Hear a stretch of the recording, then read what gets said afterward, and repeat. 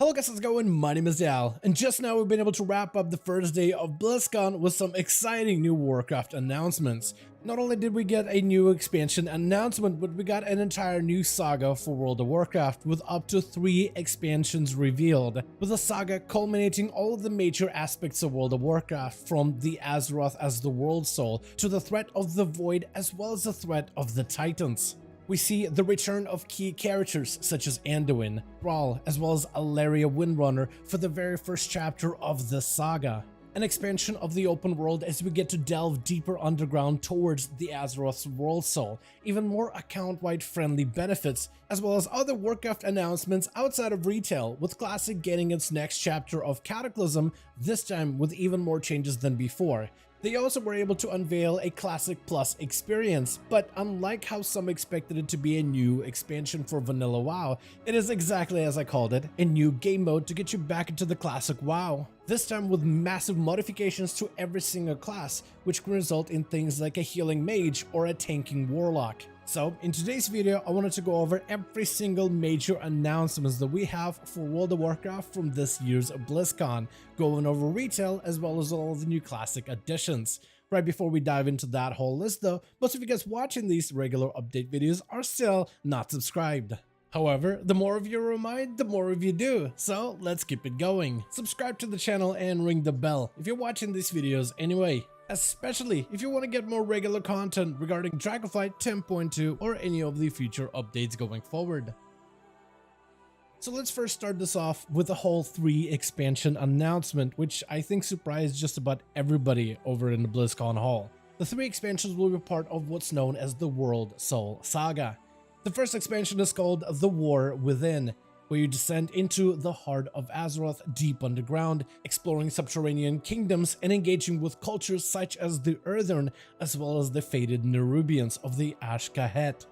The second expansion name is Midnight, which will take us back into the old world, specifically back to Quel'Thalas, which is under the invasion from the Void, which are there to snuff out the light of the Sunwell.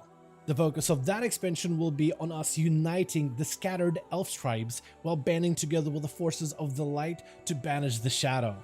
The third expansion is called The Last Titan, where we'll be traveling back to Northrend, where the Titans will make their fated return to Azeroth from Ulduar. There we get to uncover a conspiracy of the Titans, their real intentions, as well as the true nature of Azeroth itself. But out of those 3 expansions, the only one we really get to get some info on is the first chapter, The War Within. The sword left in Azeroth from the days of Legion has had notable effects on the world soul of Azeroth. And with us defeating old gods from expansion to expansion, their blood has been seeping deep down below. Xal'atath, the artifact weapon from Legion that's been released into the wild back during Battle for Azeroth, makes a return as the Harbinger, trying to raise another Black Empire from its ashes. The new expansion will have 4 new zones, 3 of which will be located underground. The primary mode of transportation from Dragonflight, the dynamic dragon riding, will be available for all mounts during this expansion, and you'll be able to traverse all of the 4 zones of the next expansion on the back of your mount, flying deeper within each zone. This expansion also features new allied races with the Earthen Dwarves, which are available for Horde as well as the Alliance. New open world activities known as Delves will be present as part of the open world endgame content that's on par with endgame raids, dungeons, as well as the PvP, featuring gear that can be obtained from the Great Vault as well as its own set of seasonal rewards. And these open world activities can either be done solo or in a group with other players without requiring any specific roles of tanks, healers, or DPS. The War Within expansion continues on to expand on our class choices, keeping the same class and spec talent trees, but also adding on hero talents on top of it. Hero talents in some way will be like subspecs for each spec in the game, with some of those subspecs overlapping.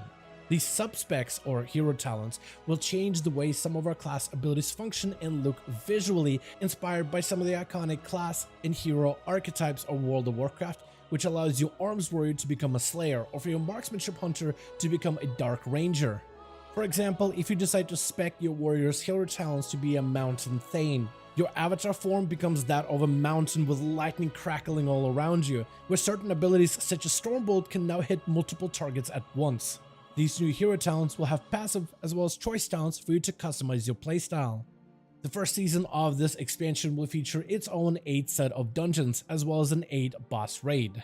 Warbands is another feature being added for this expansion, which allows you to make just about everything across your character's account wide. Things like transmog. Let's say you're running an old raid or a dungeon for a leather mog in your rogue, but you pick up some awesome plate or mail pieces. Those items will be added as part of a transmog selection on your account. So next time you hop on your hunter or your warrior and you want to transmog into those items obtained on your rogue, you will be able to easily do so, with things like your bank, your gold, and other currencies and reputations becoming an account-wide feature rather than something to maintain for every single character. Besides retail, we also got some new updates for Classic World of Warcraft as well, with the next expansion for Classic WoW following Wrath being Cataclysm. Classic Cataclysm will have exactly the same features as before, with new expansive new zones, a new level cap, goblin and worgen races, as well as more opportunity to customize your characters with a transmogrification system. However, this time around, Classic Cataclysm is going to make a few changes based on community feedback, things like an improved leveling experience, as well as a new dungeon difficulty system building on what was introduced for Wrath Classic, which added Heroic plus dungeons. We have other things like an updated group finder system, as well as more account-wide mogs, mounts, and pets, as well as a more robust, streamlined auction house.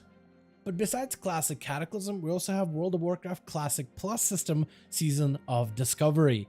Very similar to the Seasons of Mastery or Classic Hardcore, Season of Discovery is going to add a new spin on the original Classic gameplay.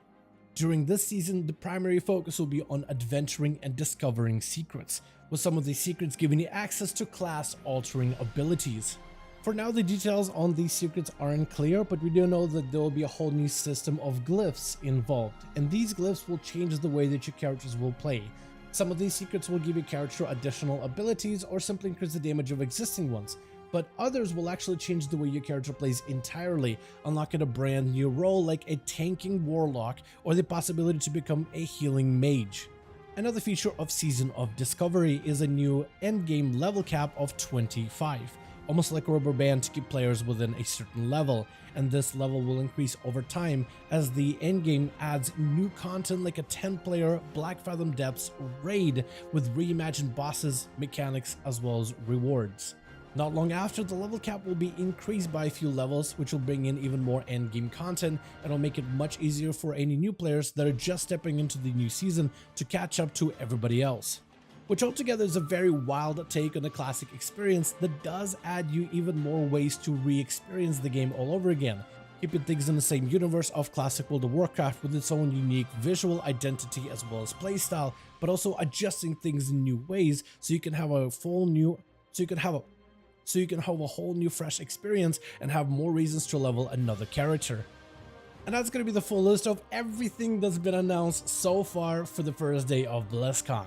And tomorrow on November the 4th, we'll have yet another massive deep dive on some of the major features coming with the next future expansion of World of Warcraft, which I plan on documenting as closely as possible. So if you want to see an update of that next deep dive, be sure to subscribe to this channel for future updates. I want to thank all of you so much for watching this video and hope you guys enjoyed. Let me know your thoughts in the comments below. As per usual, if you guys enjoyed this video or found it informative, go ahead and give it a thumbs up. I would very much appreciate it. And as always, in the description of every single video and live stream, we have a link to our Discord community channel. Probably the best place to reach out to me directly in case you want to let me know what you thought about this video or hang out with the rest of the community to discuss some of the upcoming changes.